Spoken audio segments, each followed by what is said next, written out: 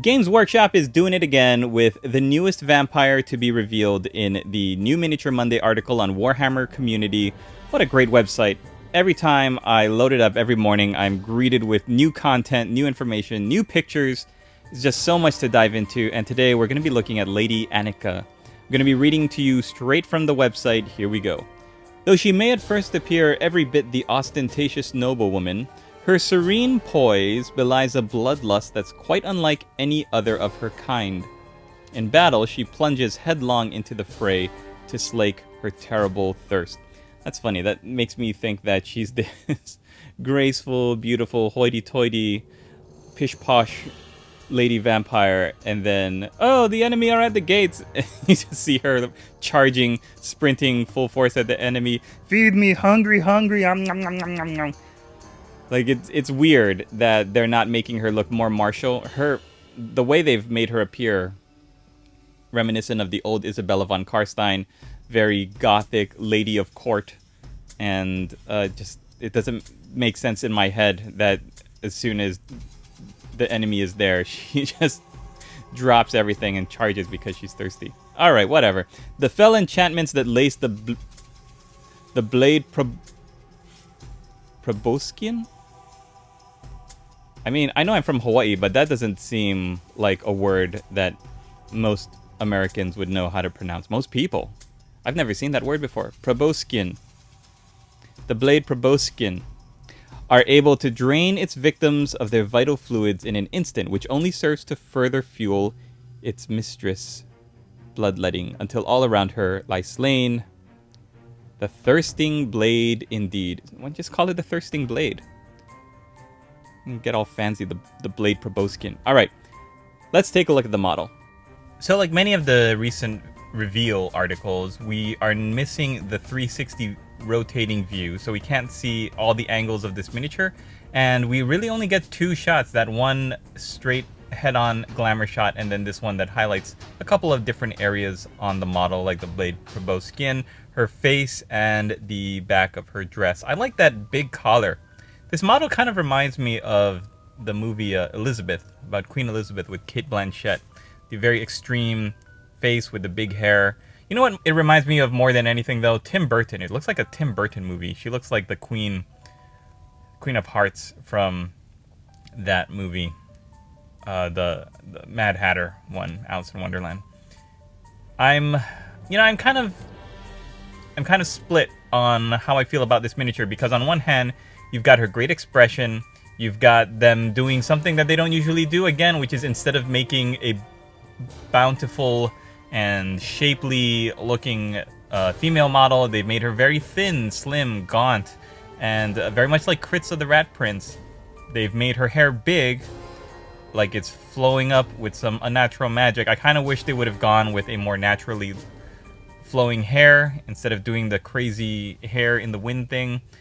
But another thing I wish they could have done was to make the mask look more human and less just like a blank, what's the word? Rio de Janeiro, that Carnival mask. It would have been more cool, I think, if you could paint that mask up to look like an actual female's face, and she wears that face, and then she can take it off instead of painting it white. I mean, I guess you could do that. It's all up to the paint job. And then you can see the monster underneath when she takes it off. The blade Probuscus is, again, another weird-looking, just rusted-looking blade that doesn't have much of an impact when you kind of compare it to Radikar's blade, which is supposed to be another very evil, enchanted weapon. They just look like rusted, old, corroded weapons that have been eaten away with time. I don't get the feeling that this is a magical, dark, power-infused weapon. So, if they're going to be releasing her separately, either with Kritza or in some kind of supplemental DLC that you get after you buy Warhammer Quest Cursed City, because they do mention that she is nobility from Ulfenkarn, which is where Kritza the Rat Prince is from, yet they aren't included in the main box set of the Warhammer Quest Cursed City, then I don't know how much I would be willing to pay. I would need to see what this model comes in, where what the value is of the other miniatures, and if there are any other rules or playing pieces or anything. If I were to see her on the rack on her own, I might be willing to spend $25, $30 American on her. She just is not very impressive. The impressive thing about her is how understated she is for a Games Workshop miniature when you compare her to all of the craziness of the Chaos and even the Stormcast Eternals. Most of what they produce now is just really out of this world, over the top, hit you over the head with look how crazy high fantasy we are now. And this is a very, very modest and understated model, except for the hair. She kind of also reminds me of Morticia Addams. The look of her body, as well as just how deathly thin she is. That high collar dress with the fur on the front and all of the detail on the back does look really nice. So that brings us to the base, which is the last point I want to make. It's very odd that they would make a model that really stands on just one end of the base, but you have this large base that it's going to be put on. There's no scenery, like she's not standing with one leg up on a piece of rubble. It's just her dress is flowing behind her. And I don't know, it's a weird design choice to make a model with such a large base like this when it's so unevenly balanced when you look at the model from far away. I don't know, I leave it up to you, my faithful players and watchers out there in the YouTube community. Let me know what you think of Lady Annika. Does she warrant a price tag of at least $30 American on her own? I don't know. Frankly, I don't know if she's worth it now that I really take into account everything that I'm looking at on this model. But it might be cool if she's included as a 2-pack with 2-pack Shakur with Crits of the Rat Prince.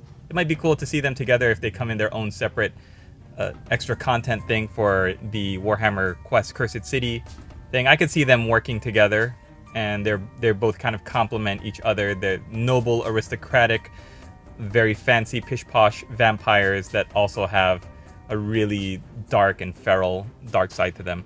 Okay, let me know what you guys think. Leave your comments down below. Thanks so much for watching. Hope you guys are having a great day. We'll see you tomorrow for the next video. Latest, players!